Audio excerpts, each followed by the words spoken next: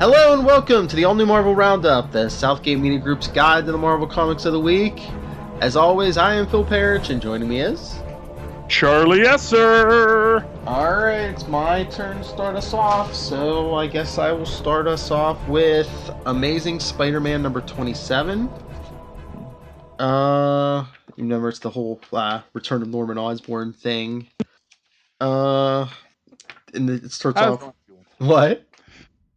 How's Normie doing?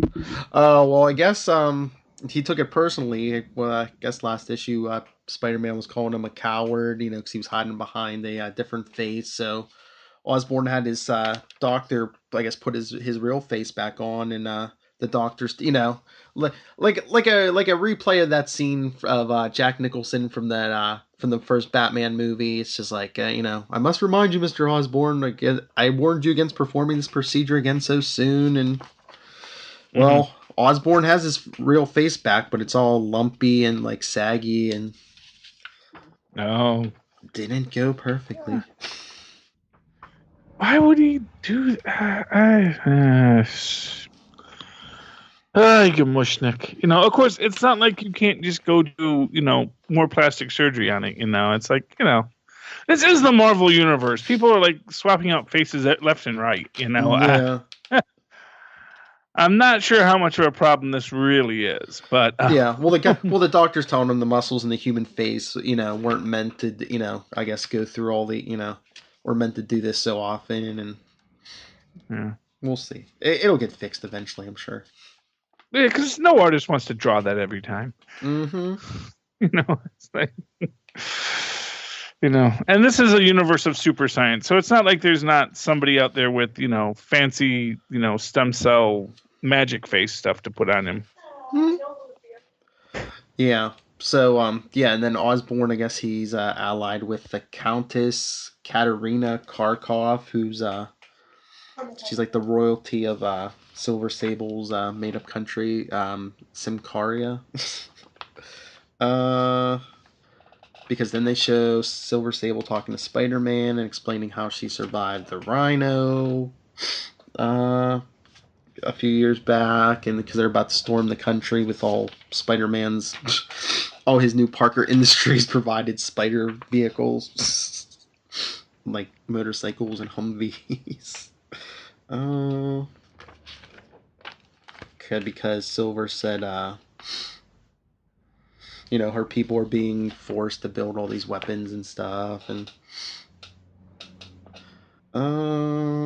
then I guess Nick Fury wants to know what's going on with what Spider-Man's doing. So he's interrogating Harry, well, used to be Osborn, and Aunt May.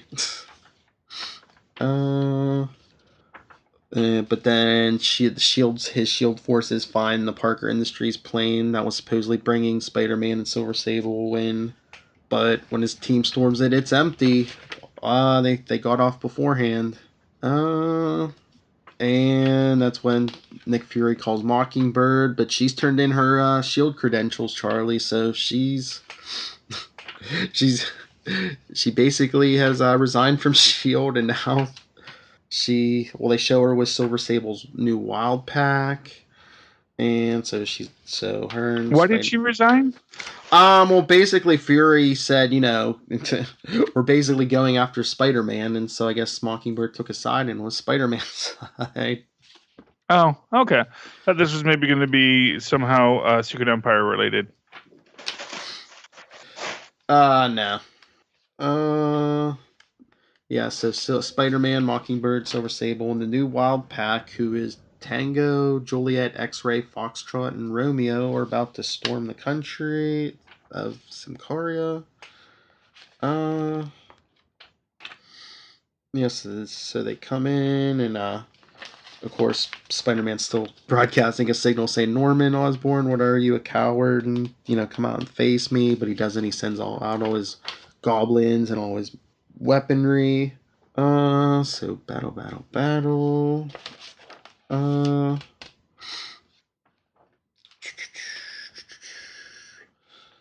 And then Osborn pulls out the secret weapon he's been saving for a special occasion. They're fighting the goblins who, well, Spider-Man finds out that Osborn actually has, like, transformed them, I guess with the goblin formula. But Osborn's secret weapon, a green and purple missile, I guess it's a missile. I guess it's full of his goblin formula, because I guess he's going to turn the whole country into his invincible army of goblins. Bum, bum, bum. Not for nothing, but aren't goblins very invincible?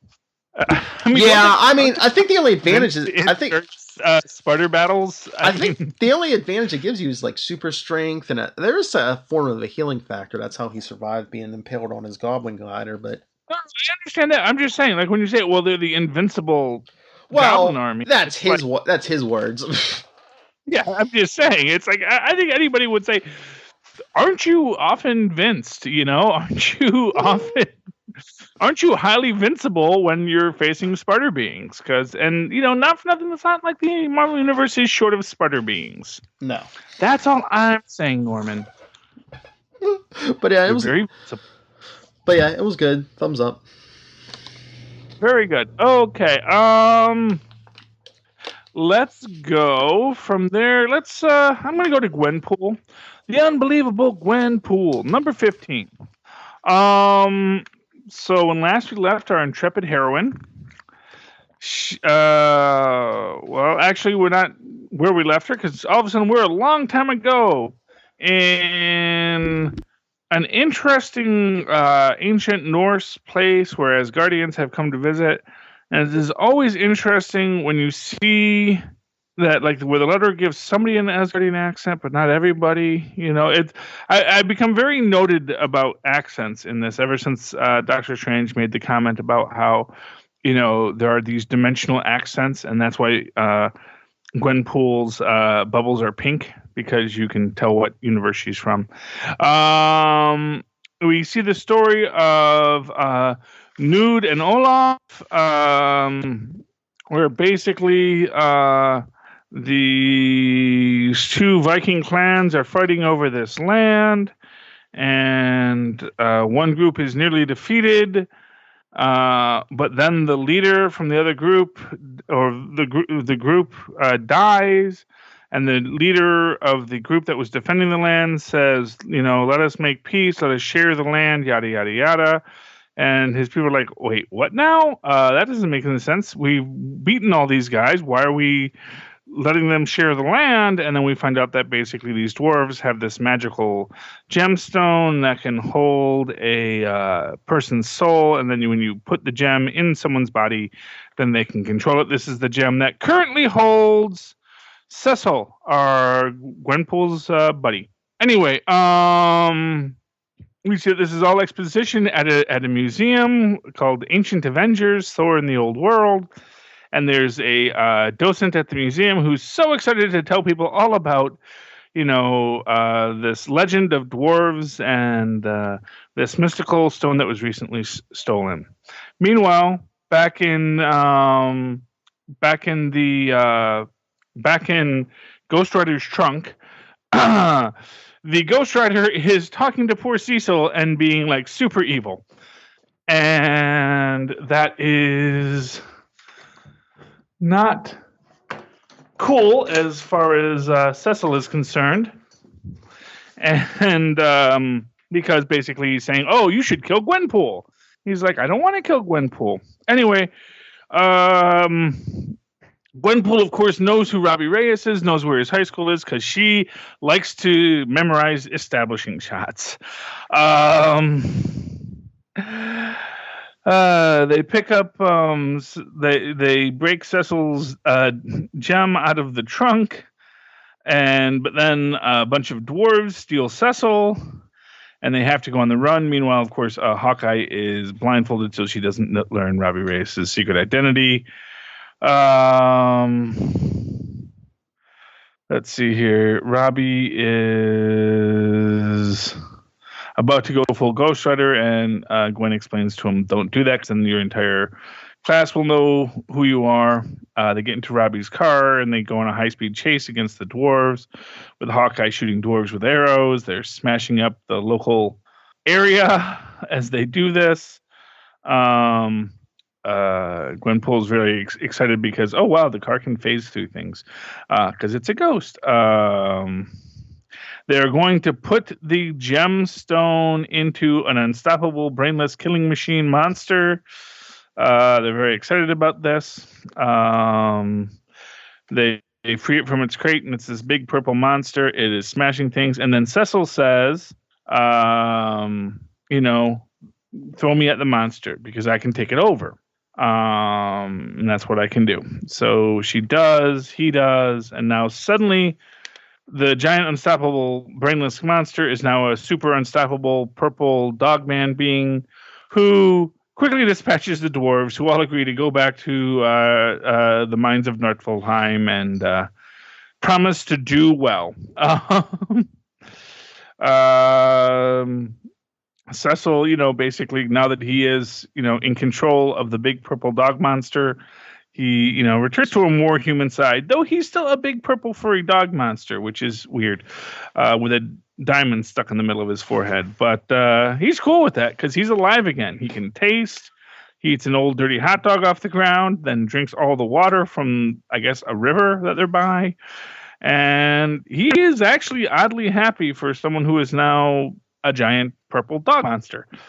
But, I guess, not for nothing, this is the Marvel Universe, so maybe being a giant purple dog monster is not the worst fate you could be. And this body is somewhat immortal, and he's an immortal ghost, so it's like, oh, I get to live forever as a giant purple dog monster.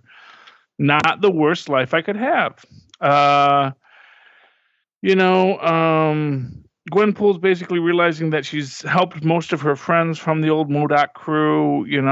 She got a Megatonia job at Parker Industries. Cecil now has a living body again, so he's happy. And not for nothing, again, superhuman living body. So you got a big purple dog head. You're actually kind of cute. You just gotta, wash regular, I guess. Keep the dog smell off you. They do make the point to Ghost Rider, says, by the way, that ghost in your car is pretty freaking evil, dude. He says, I'm doing my best with it. And Gwenpool realizes it's time to get to sort of follow up on her life. So she goes to where her parents live in her universe, knowing that there are people from her universe who exist here. She goes to the door. Her brother answers. She goes, sorry, that sounds... This goes, wow, you're really here. Sorry, that sounds weird. Like a weird thing to say, but hey, this is comic book world, so you might be able to adjust to this a little faster than normal. In another universe, you would be my brother. I know that sounds crazy, but if your parents are home, I'd love to. And he goes, Gwen, you finally showed up. Oh, and I just noticed this. I didn't notice this the first time I read it. His brother has the same pan-dimensional accent. So apparently her whole family came over. And she just didn't realize it at the time. Bum, bum, bum. Okay, so Gwenpool just got interesting, more so than usual. You know what? Based on that last-minute twist, dude, this is my pick of the week that I didn't even realize until just that moment. Now I was like, goodness. I'm running through this, and I'm like, and this is a great book. This is a fun book, exciting book. But, man... Gwenpool got pick of the week based on that. Oh man, Ms. Marvel, that would have been my pick of the week otherwise. It was good too, but no, this had the last minute twist you didn't see, which is the brother being from the other universe too. So, Gwenpool, you got pick of the week. Congratulations. Wasn't even expecting it till that last minute. Final recount. Okay, what do you got there, Phil? I guess I'll go to the other Spider-Man book I got, Amazing Spider-Man, Renew Your Vows, number 7. If you remember last issue, they were at Xavier's school, and Magneto and his forces attacked, and Jubilee was revealed to be a traitor. Not Jubilee. Yeah. So it opens up after the attack. Except it's 90s X-Men? Yes. It's Xavier, so hover chair, and yeah. Yeah, this is, like I said, I really think this is important because this does seem like it's like these Secret Wars worlds. What was left got merged together. You know what I mean? Mm-hmm. Oh, yeah. I think that's going to be important. But, so Mistress has seemingly knocked everyone in the study out, but I guess Spider-Man's mask protected him from the mist, and he threw some web over Wolverine's nose and mouth, so he's awake. They take out Mistress, and Wolverine says, "Your webbing tastes like armpit hair." Uh, and then Wolverine says, "That's Mistress. She's one of Magneto's Brotherhood." And Spider-Man's like, "Magneto, my family's out there." And Wolverine's like, "Yeah, mine is too." So they go out to find them.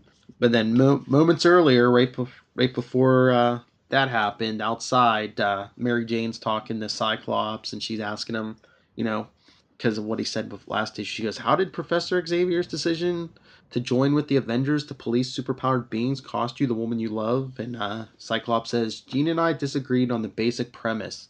As someone who experienced the destructive lure of ultimate power, Jean didn't trust herself. While I saw her overcoming that lure as a sign of hope, Jean believed the power inside her was inherently dangerous, needing outside control. We fell out. Logan picked up the pieces." Ah, Yeah. interesting. So they see the mist coming from inside. It's like, uh-oh, we're under attack. But before they can get inside, they get ambushed by the Blob.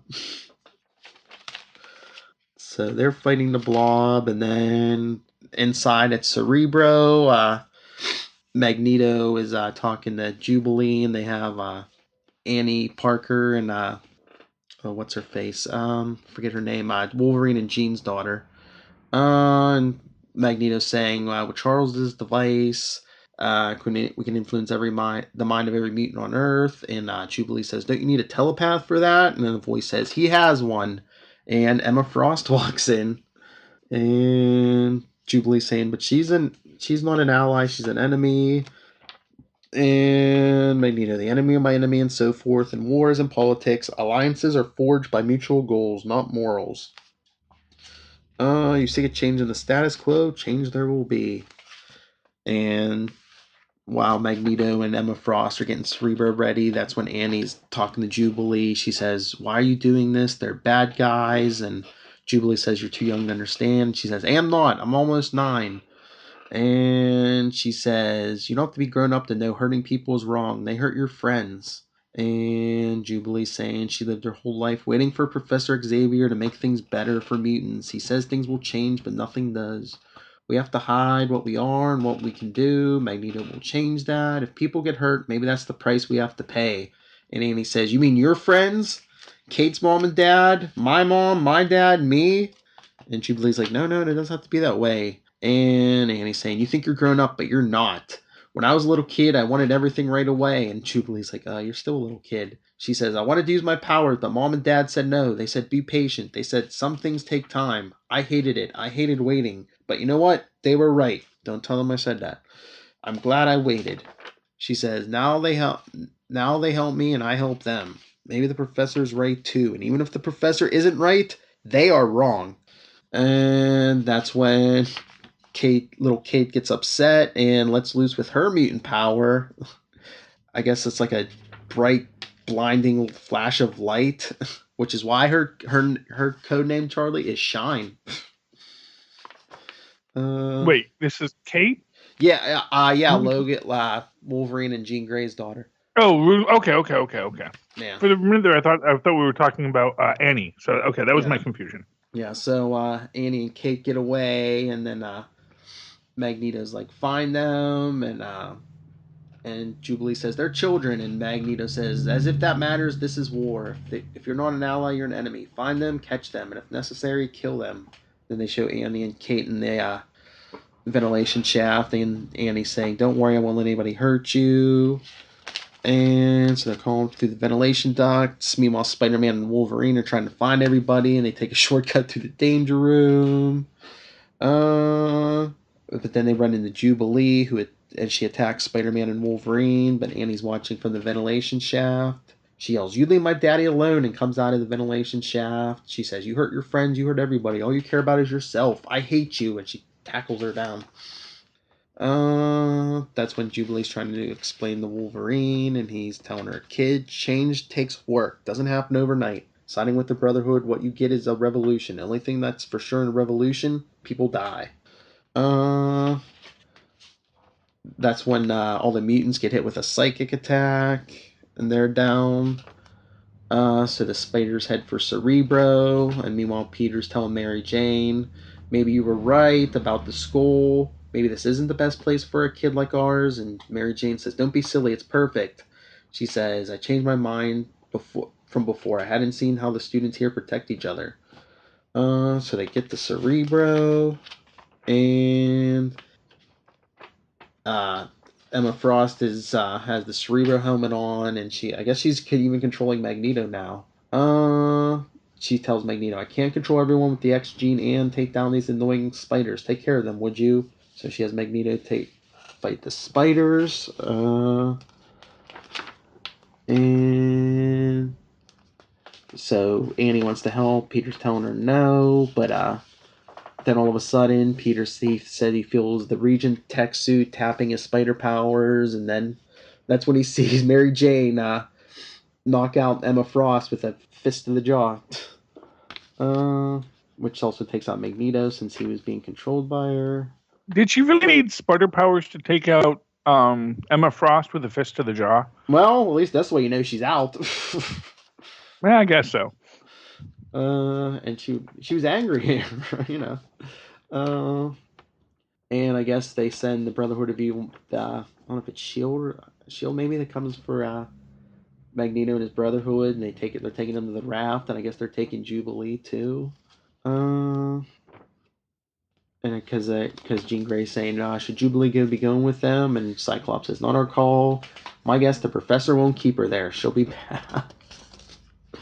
And then Wolverine's asking Annie if they'll see her next year, and she says, maybe, I don't know, ask my mom and dad. And Mary Jane says, we'll need to talk.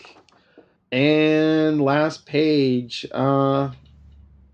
Liz Allen, ex-wife of Harry Osborn and mother of little Normie, is checking out the footage from like that first battle, from like the first arc that little Normie's been obsessed with.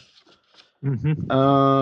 Oh, see, this is what she actually explains, because they were talking about, I said, how's this little kid running the company? Well, she says, after his father died, Norman had the Oscorp lawyers petition the courts for his emancipation. Physically, he's a child and my son. Legally, he's an adult and independent, so...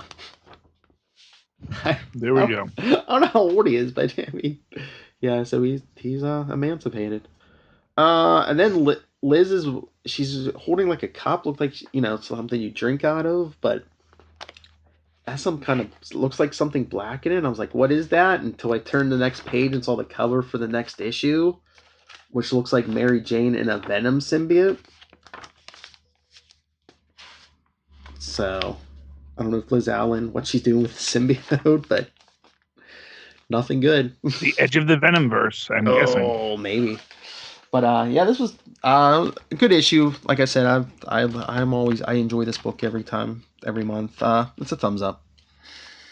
Okay. And moving from there, I'll go to my next book, my teen romance book, Ms. Marvel, number 18. And this is really interesting. So we open up. And it's weird because it actually. Oh, I see what it is. Okay, so this is Bruno's dream, and he's imagining Kamala in her Ms. Marvel garb, just on a bench in the park in the Golden City, in Wakanda, and we see the teacher is calling roll at Golden City Polytechnic Prep, in Birnin Zana, Wakanda, and of course Bruno is not paying attention. And you basically hear him saying to himself how he feels himself to be, looked down and pitied by his classmates. He's sort of that he was the smartest kid in Jersey City, but here, he's, kind of a chapter behind everybody. And, he's feeling very bad about himself. His dorm mate, wants him, his dorm mate's name is Kwezi, Kwezi, wants him to help him impress this girl.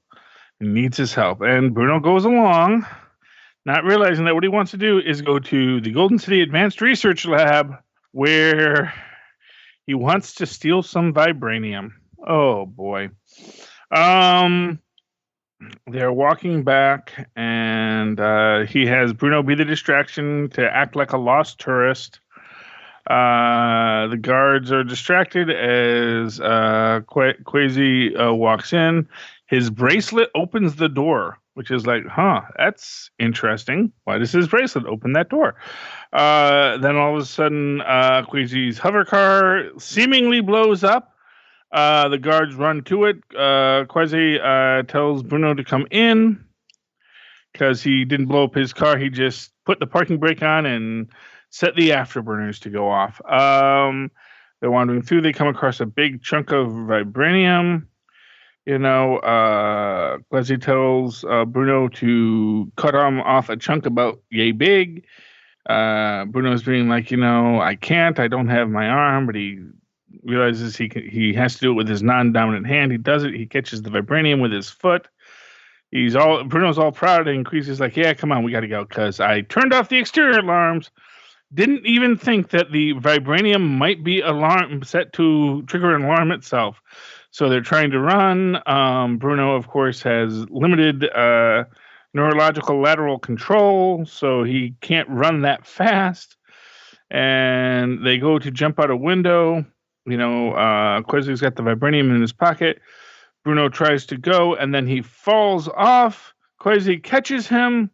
And this is actually this great scene. He is like, he's saying, I can't hold you. You need to reach up with your other hand. And says, are you unhinged? I can't. Remember, Bruno has his other arm in a sling and a cast still. And he says, and weird as it sounds, this exact moment is the first time it really hits me. This is forever. This is wheelchair ramps, disability waivers, modified steering wheels, limited driver's licenses, being unable to use a kitchen knife. This is gradual loss of lateral sensation due to neural and muscular atrophy. This is going to get worse. But you know what else? I still have stuff to do. I'm not done yet. I want to live. And then, who should show up? Who? Black Panther. Ooh. Saves Bruno, saves Quasi, and they're really excited. And then we find out that Quasi is a cousin of Black Panther. And apparently Black Panther has like dozens of cousins, as it turns out. And we find out that Quasi wasn't actually trying to impress a girl. He needed the vibranium to build a neural harness for Bruno that, if it worked correctly, would at least give him some semblance of control over his body again. And he says, okay, yes, we find some of the things you do. It says, it won't fix things. You'll never get your fine motor skills back on that side, and it won't stop the atrophy. You may still need a wheelchair someday, but I think I can make it so that you can walk without a crutch for now and for a few years anyway. Maybe even lift your left arm when you need to. It says, you did all this for me, but I've been so tired. I thought you all hated me. It says, stop, please. We don't hate you.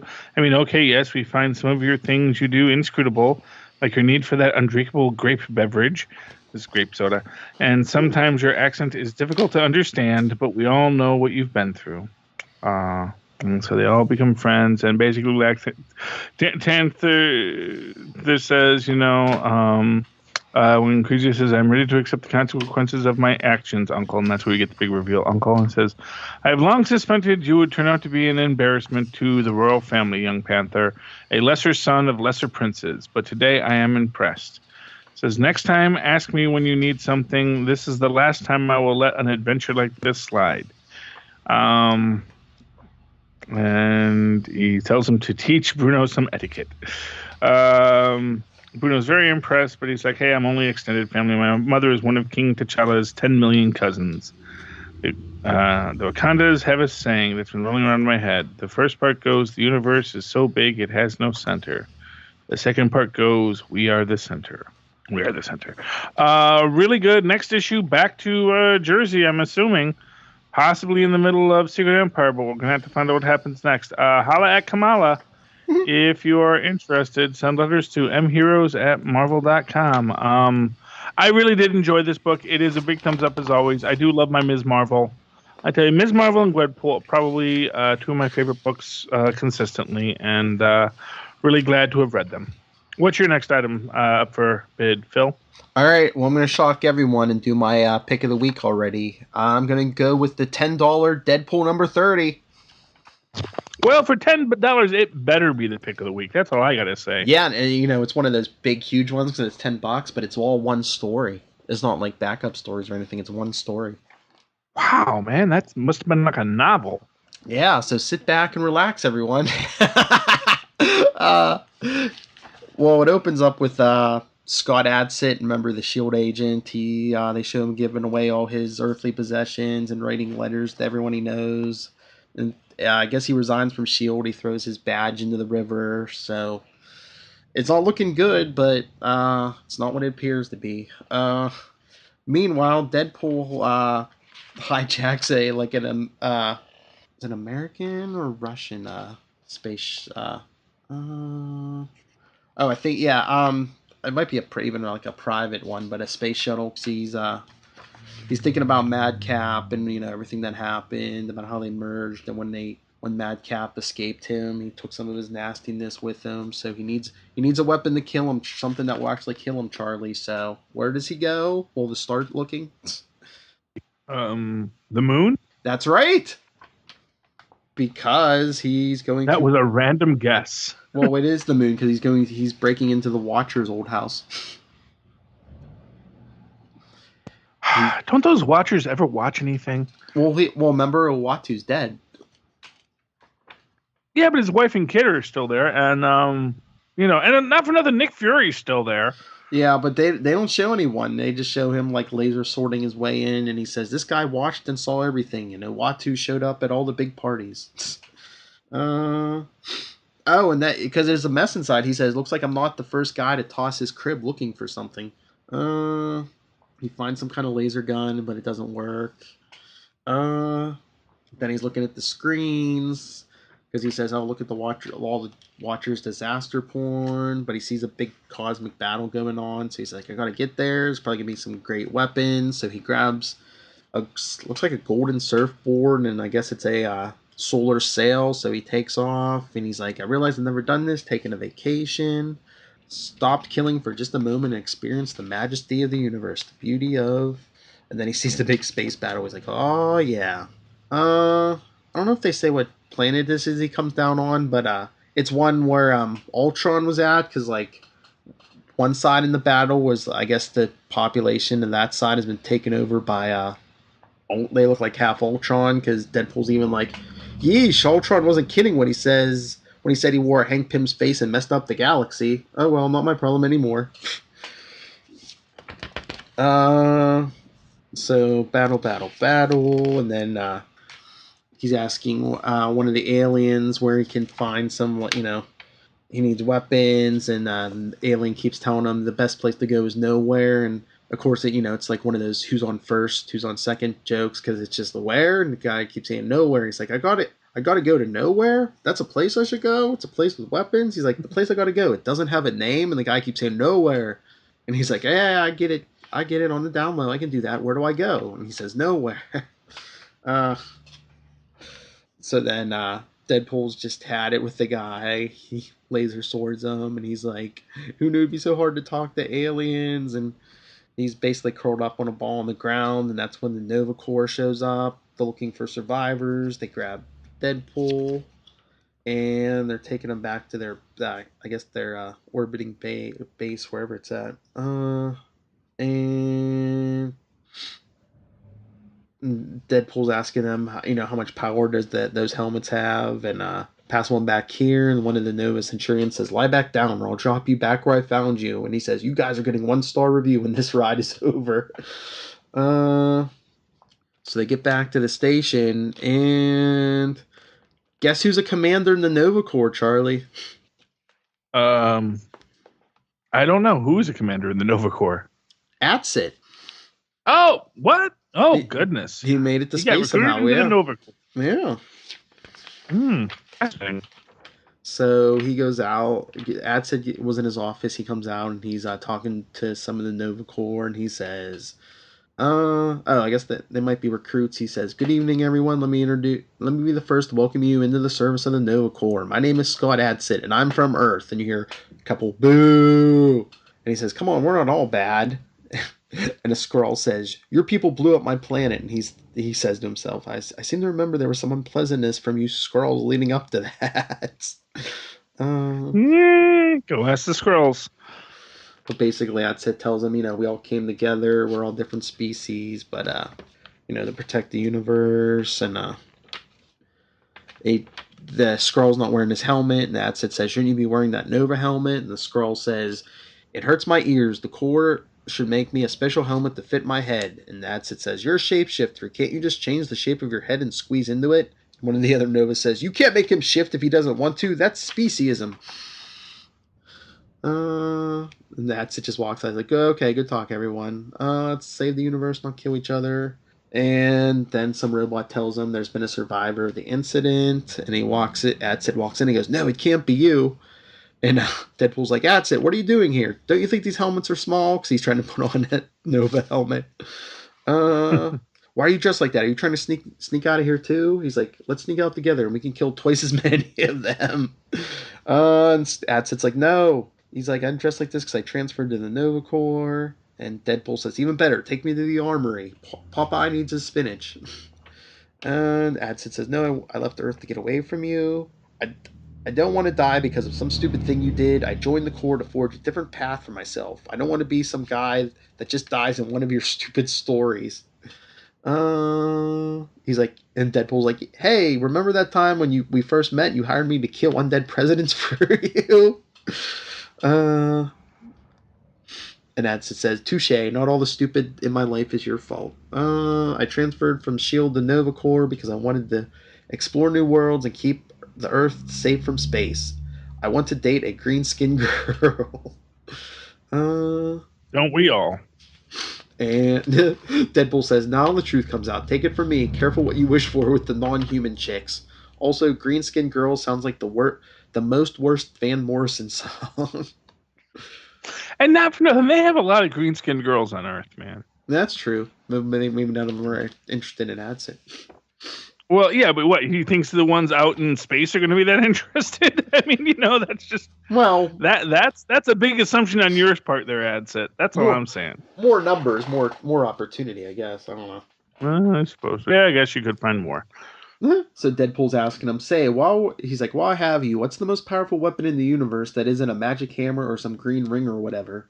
And Adsit's like, "I guess the ultimate nullifier. It can destroy anything. Nobody knows where it is." He's like, "It's on a list of missing cosmic stuff I have. Literally space rocks and ancient sticks and whatnot. Space is really weird." And Deadpool says, "The nullifier, perfect." He's like, "Computer, print me a replica ultimate nullifier, whatever that is." So I guess he makes like a 3D copy of it, so I would assume it's powerless. We assume. Yeah. And then Deadpool says, "Hey, answer me one question, I'll leave you alone. Where's a place to score some heavy-duty space weapons?" And Adsit tells him, "There's a decapitated celestial head at the boundary of known space. Try there. It's called Nowhere." Deadpool goes, "Oh, that Nowhere." He's like, "Why did that crazy guy just say so?" Had to tell him the K was silent. Yeah. And then as Deadpool's walking out, he sticks his head in a room of Nova Centurions and he says, "Nobody screw around. They got the nullifier. They call it the ultimate nullifier, even though it looks nothing like Sam Jackson. Weird, huh?" And they're all like, "Watch where you point that thing." And he's like, "I'm off to Nowhere. Not that it's any of your business. Tell no one." And of course, they all get on their devices and tell everybody. And all these aliens are saying, "Oh, did you hear the nullifier's been located? An Earthling has it."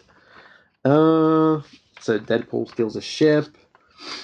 And guess who sees Deadpool with his fake nullifier and think it's the real one, Charlie? Thanos. No. Heimdall. Oh, Heimdall. Oh, Heimdall, you should know better. So I guess the nullifier is supposedly locked in a vault in Asgard. So I don't know why none of the Asgardians check, but once Heimdall says something, Sif takes a party to go get it. Yeah. Well, not for nothing. They obviously do not have the best security in Asgard, so they probably are used to things just disappearing. Yeah, you think you'd check the vault first, you know? Yeah. Well, that's true too. But that might also be a great way to make someone open the vault, and then that's your opportunity to steal it. Mm-hmm. Better just to kill him once, and if it is fake, then okay, they're bad. But at least you didn't open the vault. That's the goal. Yeah. So Deadpool gets to nowhere, and then as soon as he gets out of his ship, the alien comes up to him and says, "Hey, Terran, what do you need? Clean papers, dirty company, spice?" And Deadpool's like, "It's the 1970s in outer space, and I'm at Port Authority. I hate everything and already love this place." He tells the alien he's looking for big weapons, so he takes him down to some bar, and about as soon as they get in there, this group of aliens comes and says, "There he is, the red one, the ultimate nullifier. Where is it?" And the alien with Deadpool says, "What are you doing? Don't antagonize the nomadic warlords of the Lost Quadrant." But that's when Sif and the Asgardians come in. She says, "I come from Asgard to secure the ultimate nullifier." Deadpool says, "You guys want it? Come and get it."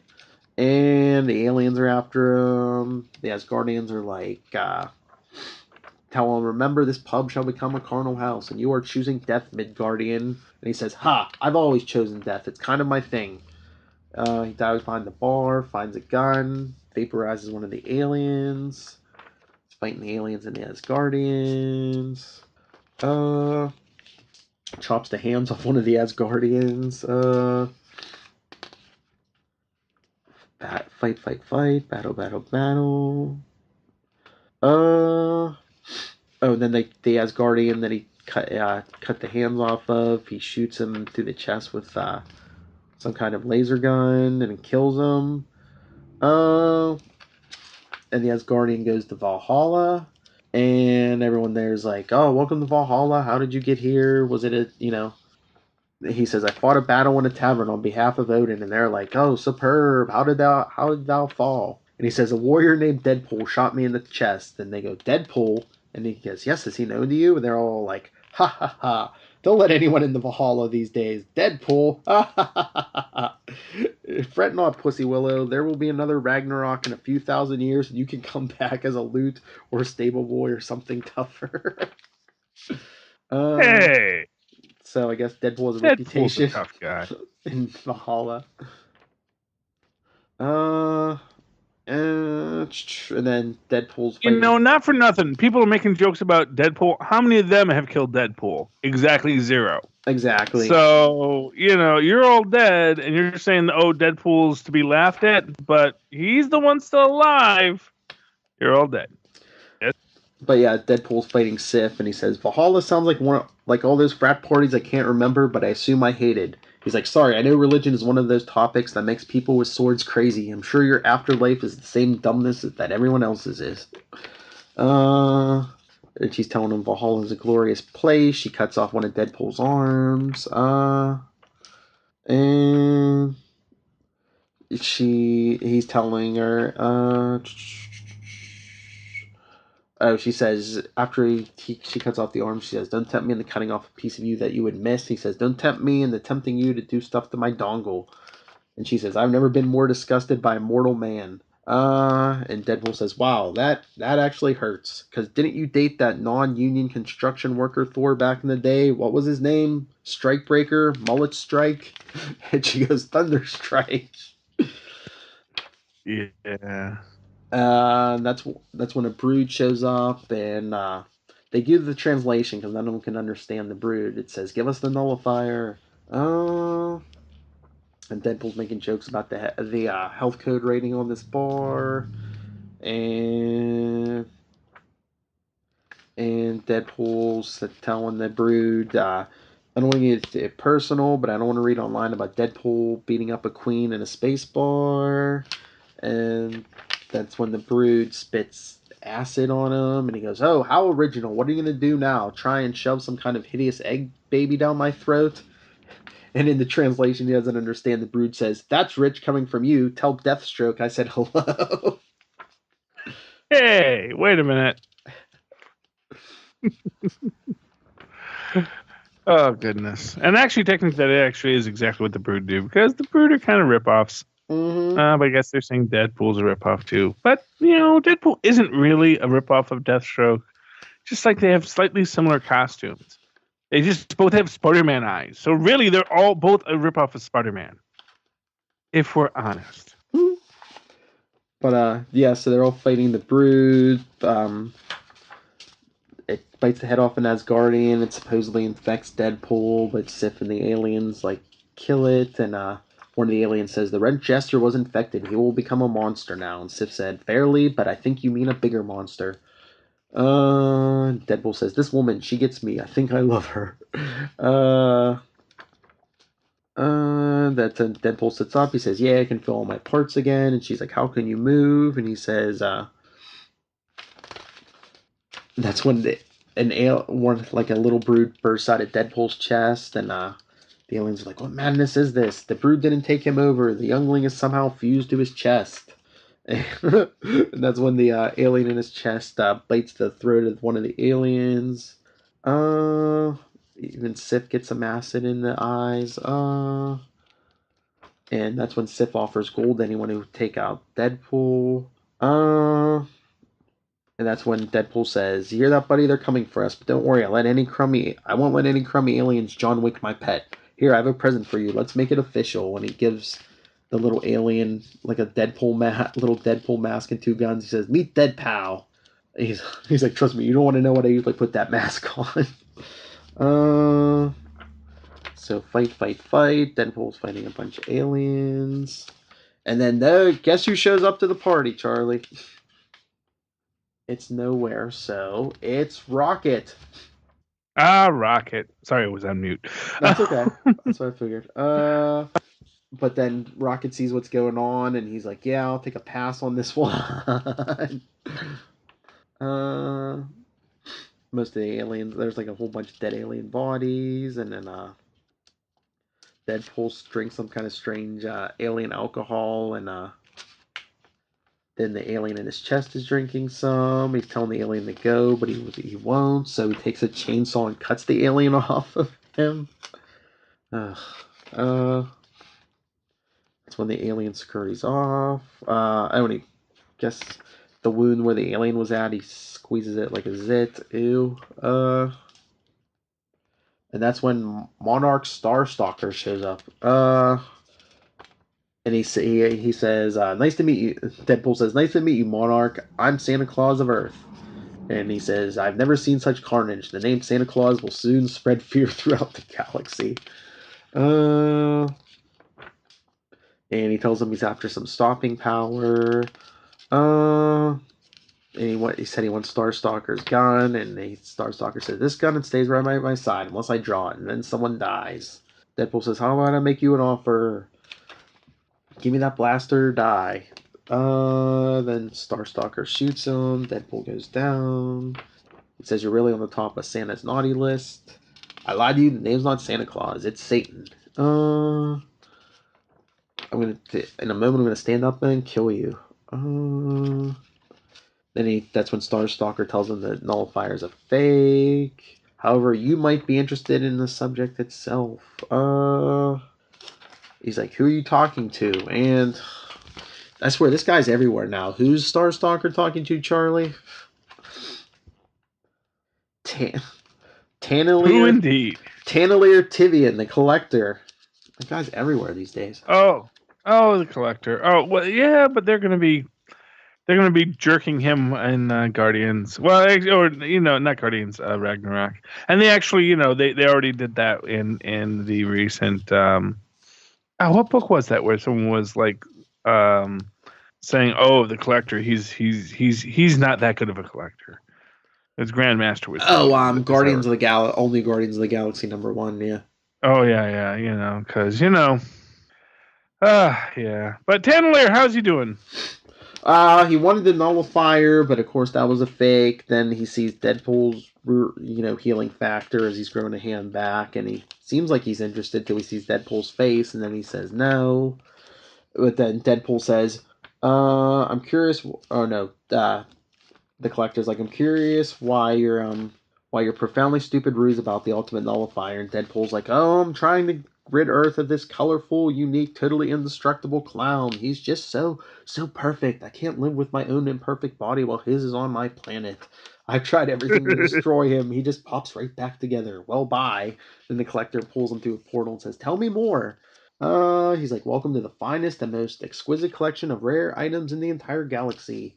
Does this indestructible and perfect creature have a name?" He says, "Just Madcap." He says, "Madcap, I will find what I need in your planet's data mine." So he's looking. The Collector's looking up Madcap.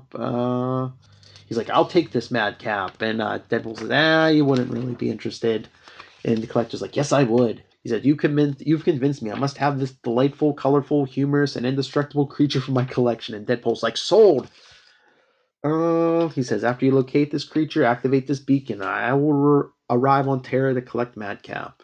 And he says, "Does this Madcap creature require any special care?" And Deadpool says, "Yeah, thank you for reminding me. It only eats pickles, and it has to listen to the Ghostbusters theme over." That's it. I'm waiting for Anne. Sorry, I thought I lost you for a second. Yeah, he sends the green girl over to Ad Set. She goes, "I understand we have a thing for girls with green skin," and he's like, "What?" He says, "Oh, Deadpool," and she says, "He wanted me to say goodbye to you for him." And she smacks him on the butt and says, "Now enough talk. I didn't come here to talk." He's like, "Wow, that's great news." So Deadpool's flying home in a flying saucer. But he has to he's looking for a place to stop off for a bathroom break. He said he has to drop a deuce, and of course, his rest stop is Ego. Then he crashes back to Earth. First thing he sees is a gorilla, and he says, "You maniacs, you blew it up." And then he sees that he's in the Turtleback Zoo in Essex County, New Jersey. Hey, I know that zoo. Actually, do we have gorillas there? I don't think we actually have gorillas there, but this is the Marvel Universe. We'll say we have gorillas there. Or is it an ape? Some kind of big primate. But he frees the animals. Then they show he brought back a bunch of moon rocks for his daughter. Then he goes home and he sees that someone's there. He sees footprints. Someone's been there. So he pulls his gun. He's like, "Am I too late? Has Madcap already returned?" And then he hears a voice say, "It's just me, Wade. Sorry to barge in on you, but you've been a hard man to get a hold of lately." And who is it? Captain America. Steve Rogers. That's right. He says, "I hope you're rested and ready." That's a random guess. Yep. "I hope you're rested and ready. The tough times are inbound, Wade. Your country needs you. I need you." And of course he's thinking, Cap wasn't living my darkest days. Cap wasn't lying. My darkest days were right in front of me. I just didn't know it yet. And then he goes, "Groovy, there's nothing I wouldn't do for you, Cap." Dun dun dun.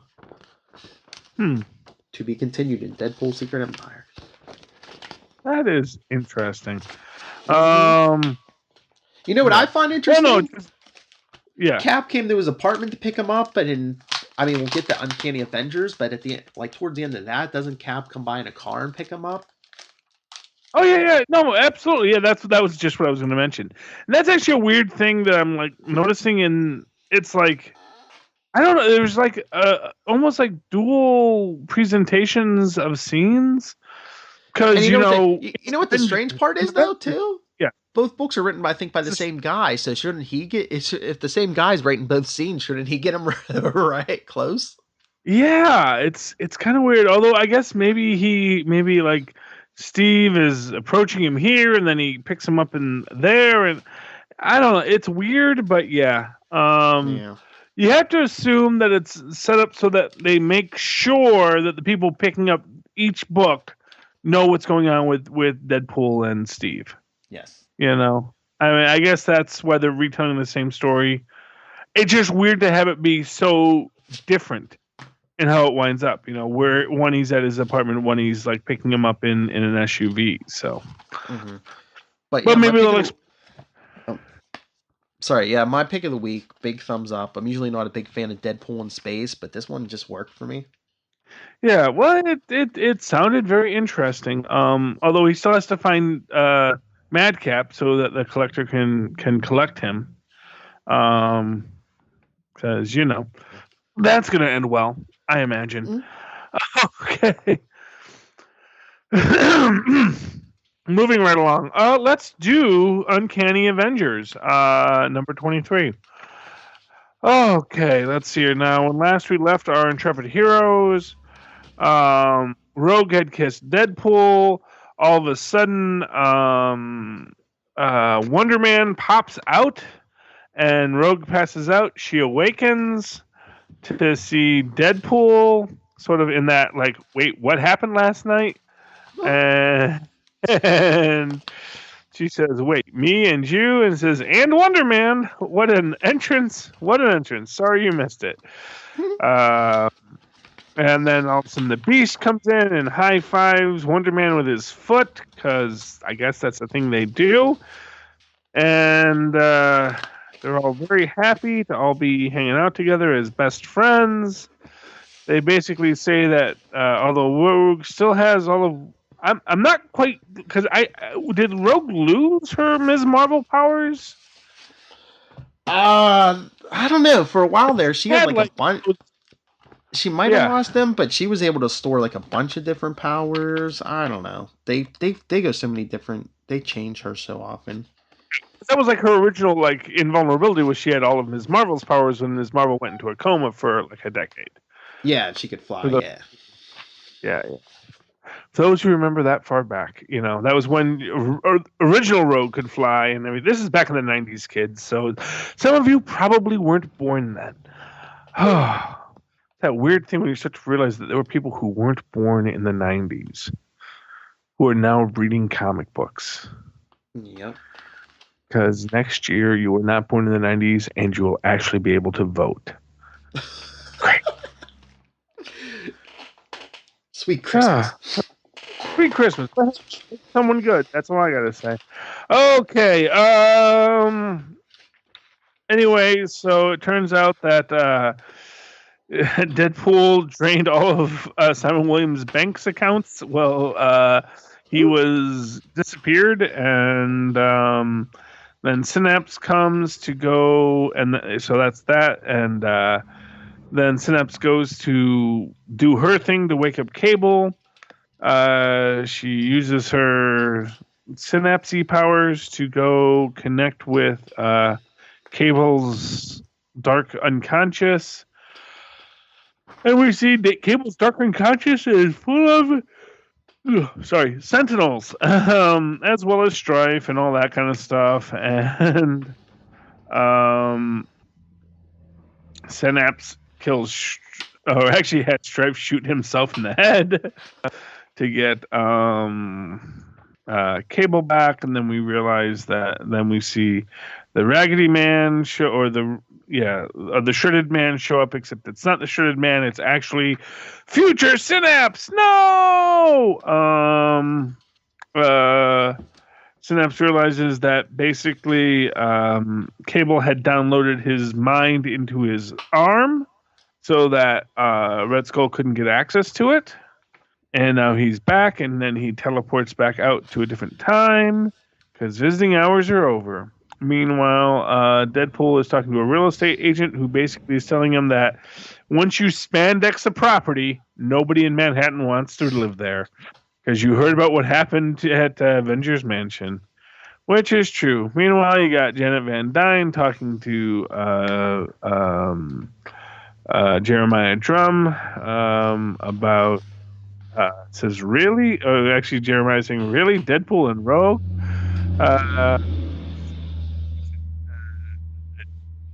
Actually, Jericho Drum. I don't think it's really a thing, Jericho. And then Quicksilver shows up. Everybody's having a moment. We get a very nice, sweet image of Rogue looking at the team together in happier times. And then portal opens up. A sort of death demon, looks a bit like Baron Zamidi, shows up to tell him that Daniel's back in New Orleans and digging up people with the hand. Daniel says, well, I gotta go take care of this, and everyone's like, hey, yeah, let's go do it. And this might be important, kids. Quicksilver says, I'm looking for a reason to put off returning Magneto's helmet. I bet you that comes back. And Rogue says, y'all ain't going anywhere without me, sugar. And then next issue, We're in New Orleans. Yay. Mhm. That'll be fun. Yeah, I mean, it was a good issue. It was a nice end to it. Oh, we also get in this basically where Deadpool is feeling kind of despondent. And then after he can't sell the thing, and then Steve Rogers picks him up in a strange double scene. Mhm. Where basically, Deadpool says, the Avengers Unity Squad want to stick together, and Cap says, "Yeah, not going to happen because I'm evil now." If you didn't know, he's evil now. Sorry, spoilers. Spoilers. Cap is evil now. But we'll talk about his evilness on Super Connectivity. All right. Well, since you did Uncanny Avengers, I guess I'll do Avengers number 7. Yay! Does anyone get avenged in that? Well, it starts off with the Avengers fighting some weird, looks like a squid creature. It has many tentacles and many mouths, and A uh, chronocyte, it is called. oh yeah, we get there, yeah. But Thor seems to take it out with her hammer, but then it starts getting back up until a voice says, "By the flames of Faltine, I bid you be gone." And Spider-Man's like, "Thanks for the help, Doctor Strange." Yeah, and that's when Doom says, "You have been dealing with a chronocyte. They're magical beings that feed on objects and creatures displaced in time and space. Simple to banish if you have the means." And they're all like, "Oh, what?" They're all like, "Which Iron Man is this?" And then he opens his mask and says, "Avengers, Victor Von Doom is in need of your services today. You work for me." And of course, Sam's like, Doctor Doom." He's like, "On my mark, hit him with everything we have." But it seems Nadia is a big fan of Doctor Doom. She's like, "You're one of the world's greatest inventors. You built an actual time machine." And then even after they go inside, she's like, "Oh, where's that part?" She's like, "Oh, do you think of yourself foremost as a scientist or a master of the mystic arts? I mean, the way you combine science and magic, it's mind blowing." Not for nothing. Let's never forget that Nathaniel Richards built his time platform first. Yes. But Doom explains to them that he's, how he abandoned his villainous ways and taken up the mantle of one of the few men he respected, Tony Stark. And Spider-Man's like, Is "How it do we know just me, this?" or is it weird every time he says how much he respected Tony Stark? Because, has that ever been a thing for him? I know I mean, you could probably count on one hand the number of times he encountered him over the years. Yeah, it's like it really. Honestly, it does sound like Franklin meddling. It Yeah. really does. So yeah, Spider-Man saying, "How do we know this isn't a trick?" And Doom says, "Is your spider sense going off?" He says, "No." Uh, but he apologizes to Spider-Man. I made all your lives difficult on many occasions. All I can do is beg forgiveness for the man I used to be. He says there's a problem that requires the Avengers. There have been a number of magical disturbances recently throughout New York State. I believe I found the source, but it's somewhere I dare not tread for fear of endangering many innocent lives. The Thor's like, "This is a trap," and Sam's like, "I thought so too at first, but since when does Doctor Doom need new armor and a whole backstory to trap us?" So they say, "Where's this place?" Doom transports them, and most of them are mad at him about that. Nadia said it was cool. Uh, but Doom brought them to the Susan Storm Camp for Girls Leadership. Uh, Yay! because the Doom said, "This place was created by someone dear to me. I wish not to see it destroyed or shut down, but there's something rotten lurking upon its grounds. Were doomed to knock on the counselor's door or walk among the campers, not only would it cause a panic, but the perpetrators would likely slip through my fingers. However, if an age-appropriate girl were to have a look inside," so he uses another spell to disguise Nadia, who walks into the camp. She's talking to some of the campers. And then Doom's talking to her because he's cast like a communication spell, so none of the campers would see like like an earpiece in her ear or anything. Uh, well, I guess Nadia relates to Doom because she says she asks him if you don't have many friends. She says, "I know what that's like. I grew up in a science bunker with no friends." She says, then she thinks she finds the source. She goes inside a cabin with there's 5 kids in there or 5 girls in there sitting around the ring of candles. And one says she's going to be a doctor. One says she's going to be a business leader one day. One says she's going to be president of the United States. Then they say, they ask Nadia if she's going to help them, and she says, sure, whatever you need. And they said, happy you said that. And they grab her, and they say they're going to sacrifice her. And she says, you're going to regret this. Then she's like, I can't change size. Why can't I change size? They say they have her like in a circle of binding. Once a person is volunteered as a sacrifice, it keeps them from doing anything to back out. That's when Nadia starts calling Victor, Sam, Thor, and they say your friends can't hear you. Everybody's out there having fun. No one will miss one nosy camper. And they say any last words. She said, yes, Avengers assemble. And that's when they all come through the window. Those are magic. Yes. Then Doom walks in. He says, child sorceresses, you will release this girl or face our unspeakable wrath.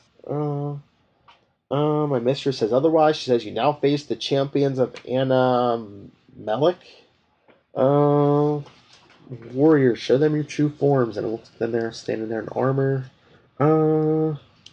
Now, Victor Von Doom, the goddess wishes us to deliver to her your lifeless body. She's not particular about the number of pieces it is in. She doesn't like you very much. That's when Nadia says, You've Victor, noticed. Victor, what is an Amalek? And he says, a demon of the moon. We have a history, she and I.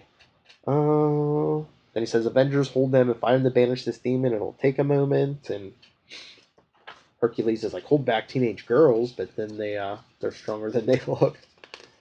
Sam says they're just kids. Try not to hurt them. And Doom and Nadia are outside. Because I guess Doom didn't have the pinpoint accuracy, but with Nadia's shrinking rays, they're able to hit the demons with pinpoint accuracy. That makes no sense, but yeah. Yeah. Because we'll shrink your magic. Okay. We'll go along with it.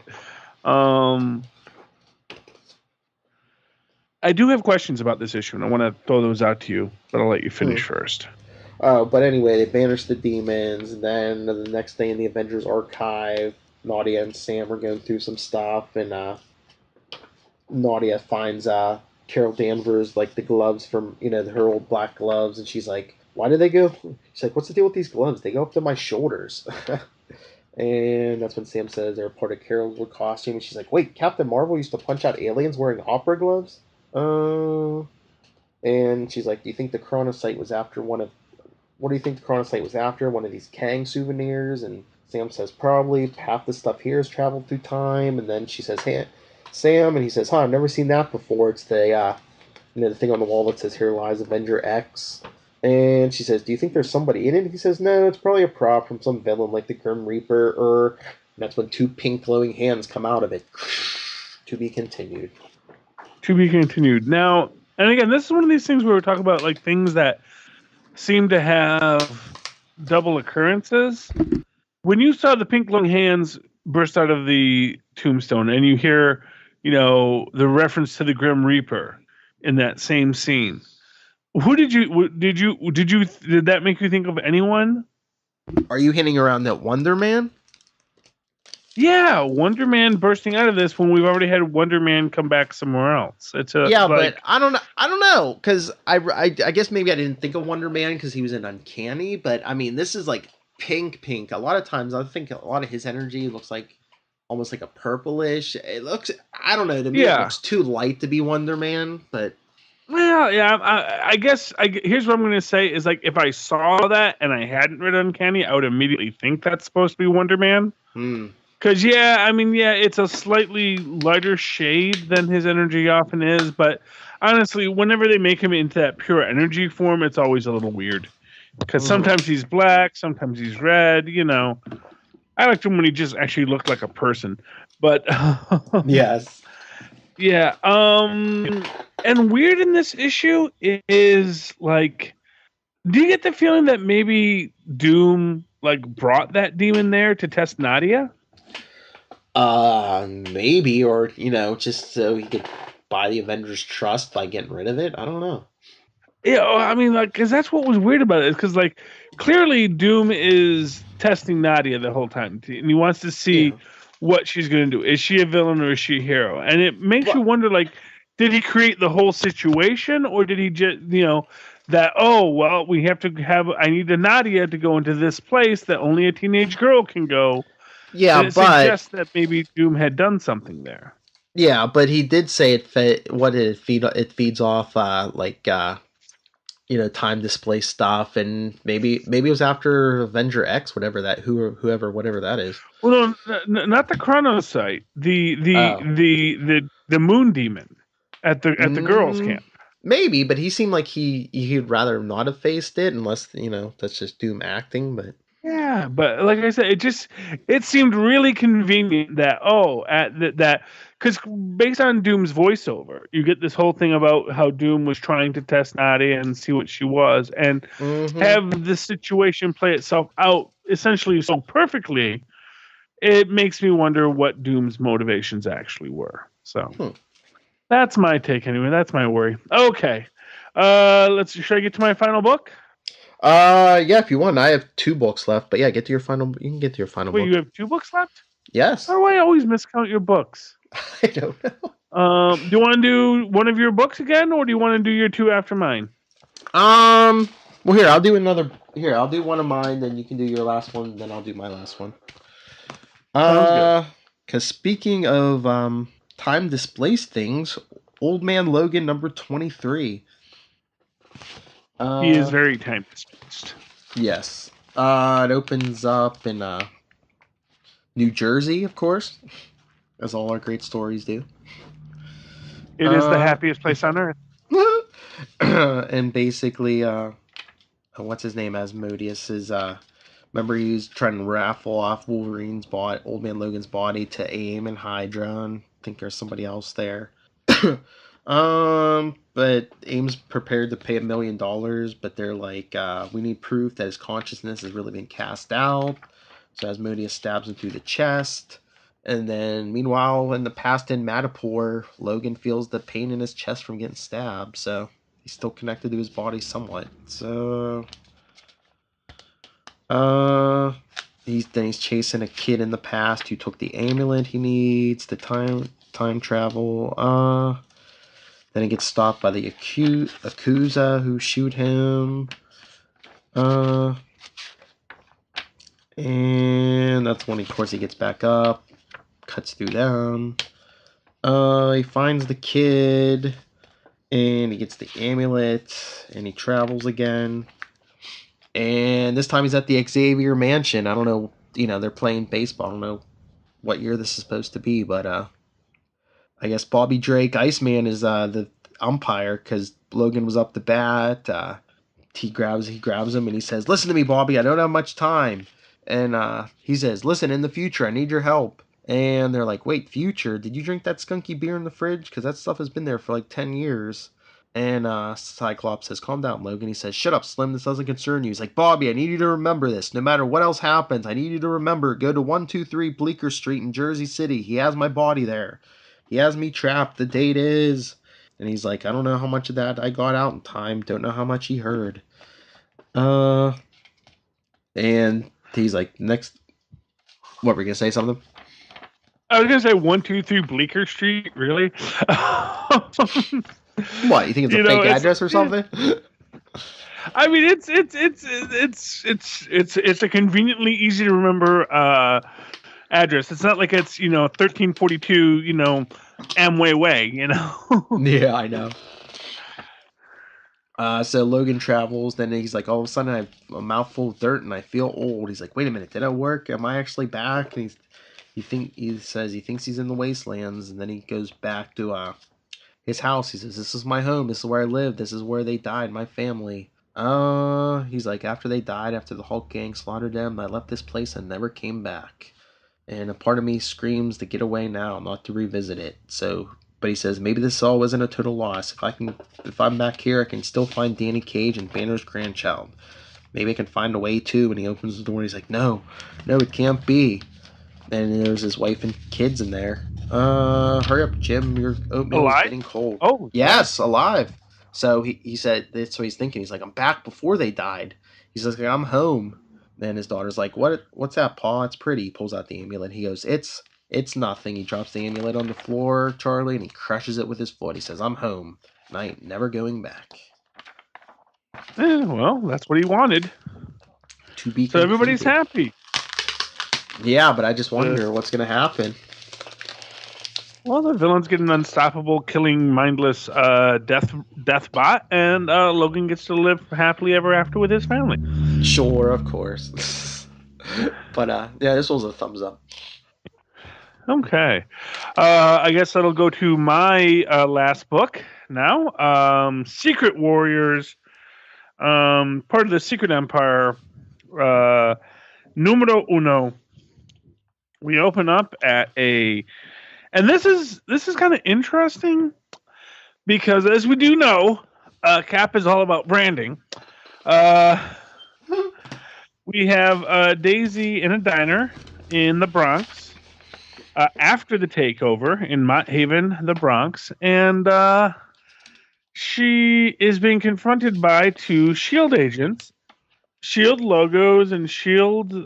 Everything, and I wasn't sure how this is supposed to be read. I wasn't sure if these guys are going to be allies or enemies.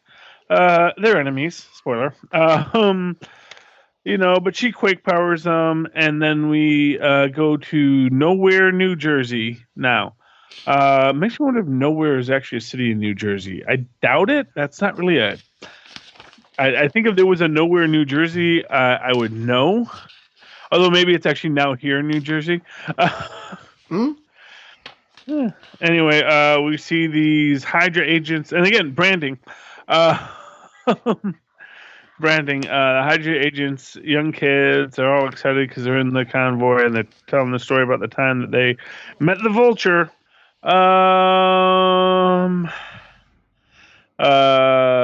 A tree fell in the middle of the road, so the convoy had to stop, and then all of a sudden, bish, bam, boom, quake powers, dinosaurs, giant ladies, everything.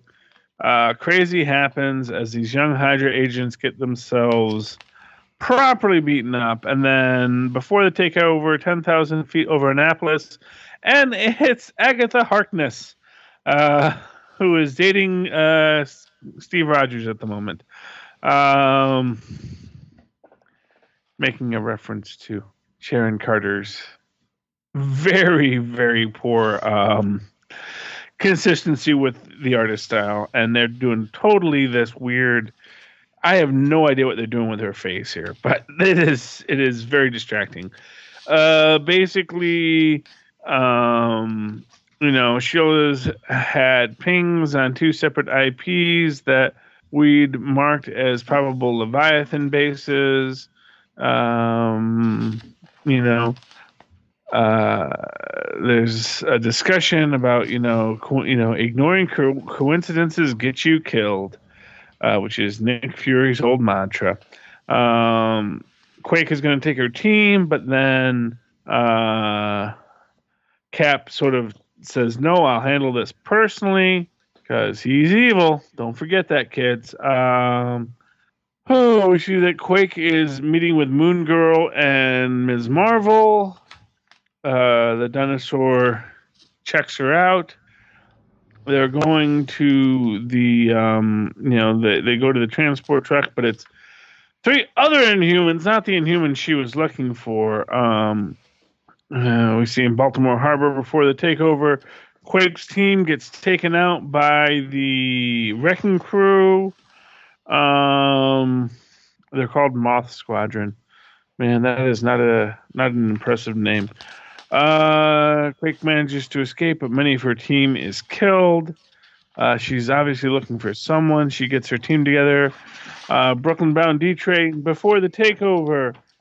Quake meets Coulson. Basically, where they're saying that Cap set them up. This is where they're starting to realize that something is up with Cap. Meanwhile, back in the present at the concentration camp for Inhumans, Moon Girl walks up and kicks a Hydra agent in the shins. And then all the Inhumans start tearing the place apart.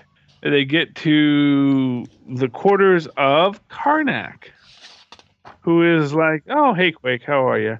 Not that interested in living." He says, "It's fine. You know, the world's tearing itself apart. I'm well aware of that.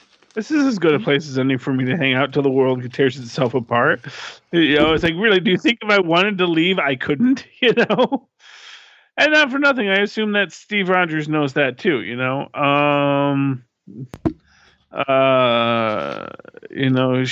Quake is looking for someone.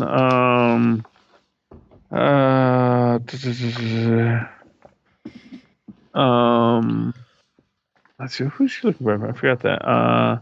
Moon Girl says that she's not with Quake. Quake's with her. Says, maybe I will join you in your little crusade after all, but I'm not the person you need. I know where he is, though. I says, where the XMen took him. It says, well, that's bleeping great. So next episode, man, text here, I forgot to read it. We'll have to check that out later. The next episode, Secret Warriors, on sale, 5/24/17, number 2. I'm gonna check it out. I liked it. Secret Warriors is a pretty good book. Thumbs up from me.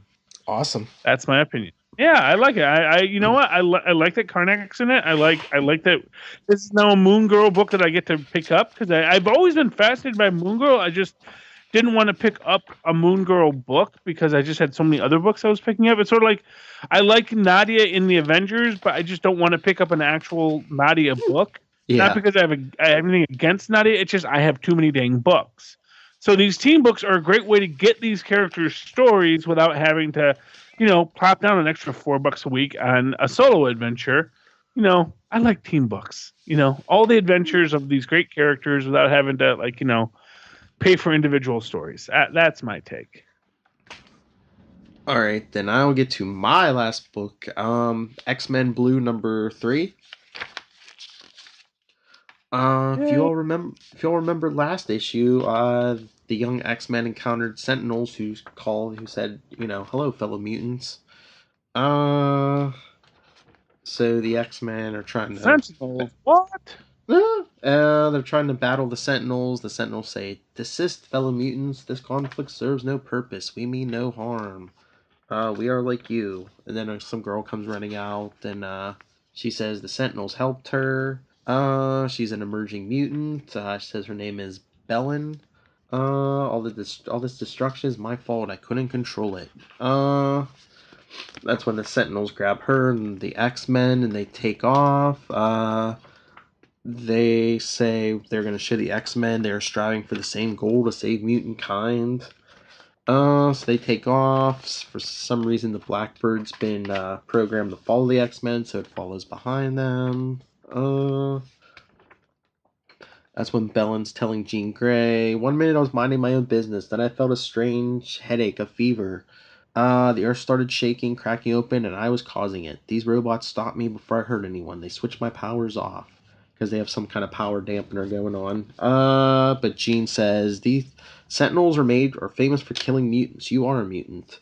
The X-Men have been fighting Sentinels for years. I first saw them during a combat exercise. It wasn't supposed to be the first time I encountered them, but time travel. Long story, but I can tell you, even in simulation, even though the Sentinels we were facing weren't real, I could feel hate pouring off them. Because someone created them to kill me and anyone like me.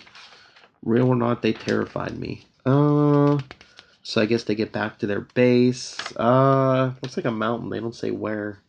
The power dampeners come off so they can all talk telepathically thanks to Jean. So they walk in this big door and they hear, greetings, X-Men, and welcome. I am Bastion. Remember him, Charlie? No, actually I don't. He appeared in the 90s. He was a mystery figure for a while. Then they revealed he was like thanks to an accident, he was Nimrod and Master Mold fused together. Oh, goodness. Yeah, he says, I recognize some of your faces, although they are a bit younger than I remember. I must assume that, thanks to some paradox, we have never met. Perhaps a fresh start is for the best. I brought you here before me in hopes that we might become friends. And so, of course, they're all talking telepathically, so Iceman's like, who is this guy? Robot with a soul, maybe? He's like, definitely robot with a soul patch, which is blowing my mind. And Jean's like, we know who you are. We've read up on you. We know you have a history of trying to exterminate our people. And he says, you are right. I hope that you'll realize that my operating structures have changed. Not long ago, I attempted to kill the mutant named Hope, who represented a rebirth of sorts for the X gene. I believe I could destroy her before she brought her namesake to mutant kind. She proved to be more dangerous than I anticipated. Indeed, I am sure she thought I was obliterated in the conflict. However, at the last second, I activated my temporal drives and shunted myself into the future. It's wacky villains. I had suffered catastrophic damage and the time shift corrupted and compromised my systems. But I realized that mutants had not been saved, and thanks to Terrigen poisoning, their numbers were dwindling faster than ever before. That's what Iceman's about to say. That's all behind us now, the Terrigen, and Jean's like, shh. She's like, let's not give him any information. Let him give us information. And Bastion says, while the mutant population is no longer threatened by the Terrigen mist, their numbers are dangerously low. You are an endangered species. And Angel's saying, shouldn't he be happy about that? And Beast says, his systems are corrupted. He said it himself. He's essentially gone mad. And Bastion saying, I couldn't allow mutants to vanish from the Earth, so I reprogrammed the group of Sentinels to follow new instructions to aid mutant kind. And one of the Sentinels says, this is why we refer to ourselves as mutants. Our programming is an aberration. And Bastion says, that's why I brought you here. I need mutants to help me in this mission. And Cyclops is like, you're not buying this, Jean. She's like, I'm not. But Bellin says she wants to help Bastion. And Bastion saying, join me, X-Men. Together we can save the species. And Beast is telling them, guys, what he's talking about is a utility function. We're talking about the guideline that defines a robot's every action. Let's say a robot's utility function is to clean a house. Once it has cleaned the house completely, that robot no longer serves a purpose. Some believe the robot would then make a new mess, going so far as knocking down walls so it could continue doing its job. Bastion's utility function is to kill mutants. And Beast tells Jean, ask him why he wants to save mutants. And she says, what's your end goal? Why are you helping mutants? And he says, I apologize. I thought it was obvious. I wanted to save mutant kind, to see them flourish, so that I can destroy them. And Jean says, I guess that settles it then. So battle. To take out some Sentinel. Not for nothing. If he wants to save mutants for now, can't we save the battling for after mutants are saved? That's what you would think, because he even says to them, he says, this is unnecessary. Based on your age and activities, according to my calculations, you will all be long deceased before my action parameters are updated. And Cyclops is like, we are not trying to protect ourselves. We're fighting to protect all mutants, including those who won't be born for decades. Well, that's what I was thinking, too. I was like, yeah, you don't have to fight them today. And in fact, couldn't you try to reprogram them at a future date? Yeah, I mean, aren't there mutants that reprogram robots as their basic power set? You know, I believe so. And it's really, well, these are the young X-Men. So they're all stupid teenagers. They don't know any better. Yeah, but eventually Bastion teleports out. He said the battle is pointless. You struggle against your own survival. I will not engage in senseless conflict. And he teleports out, and the Angel's like, what? They just teleported away? And Beast says, a fight with us at this stage of the game doesn't support the utility function. And then Bellin's like, she thought she could do good. What's she going to do now? And Jean says, don't worry, we know great school. We'll drop you on our way home. That's when they think they're stranded, but that's when the Blackbird, like I said, it was programmed to follow them, shows up, and Angel says, did you program it to do that? And Beast says, it wasn't me. We really need to ask Magneto where he got this plane. And they're all getting on the plane, and Cyclops is asking Jean, what are you thinking about? And she's like, Bastion's our enemy, he's trying to save mutants. We attacked him. He didn't even fight back. It makes me wonder. And he says, if our relationship with Magneto is any different? She's like, I don't know what to tell you. He says, I don't know what to tell you. I know. You know how I feel. Magneto's bad news. I don't trust him, but I trust you. Basically, you've made mistakes. I made mistakes, but that doesn't make you a supervillain. He says, and I'm here to help you. And she's like, do you think I'm scary? And he says, I just threw that in there for dramatic effect. I could read your mind and find out. He says, careful, Dark Phoenix. She says, I'm kidding. And Scott, thanks. And to be continued. This was another good one. Big thumbs up. Okay, cool. And those are my books. That's our last book, right? Yes, sir. All right. Okay, man, about time. All right. And remember, everyone, May 2017, at the end of this month, that's it for all the Marvel Roundup. But you can catch me and Charlie talking Marvel Comics, DC Comics, TV, movies, anything and everything with Lilith and Tyler over on our new podcast, Capes and Lunatics. By the time June rolls around, we'll probably have a few episodes up, but our official start date is the beginning of June. So follow us on social media now, and you'll get all the updates. Stockton Piner, where are you? I even emailed you. I haven't heard from you. Please. Get a hold of us, everyone. capesandlunatics@gmail.com. On Facebook, we're facebook.com/capesandlunatics. Twitter is @capeslunatics. Instagram is Capes and Lunatics. Pinterest is Capes and Lunatics Podcast. And remember, you can share your thoughts and your voice with the world via our voicemail, 614-382-2737. That's 614-38-CAPES. And Charlie Esser, Master of the Mystic Arts, where can people get a hold of you?